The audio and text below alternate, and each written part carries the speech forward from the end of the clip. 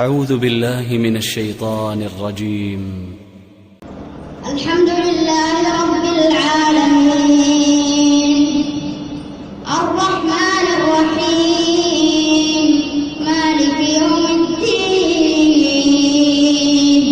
إياك نعبد وإياك نستعين اهدنا الصراط المستقيم صراط الذين أنعمت عليهم غير المغضوب عليهم ولا الضالين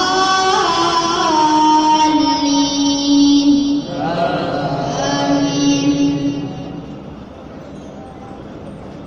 سبحان الذي أسرى بعبده ليلا من المسجد الحرام إلى المسجد الأقصى الذي باركنا حوله لنريه من آياتنا إنه هو السميع البصير. وآتينا موسى الكتاب وجعلناه هدى لبني إسرائيل ألا تتخذوا من دوني وكيلا ذرية من حملنا مع نوح إنه كان عبدا شكورا.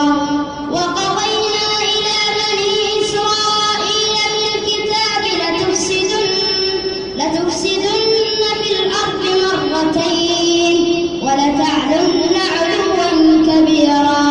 فإذا جاء وعد أولاهما بعثنا عليكم عبادا لنا أولي بأس شديد فجاسوا خلال الديار وكان وعدا مفعولا. ثم رددنا لكم الكرة عليهم وأمددناكم بأموال وبنين وجعلناكم أكثر نفيرا.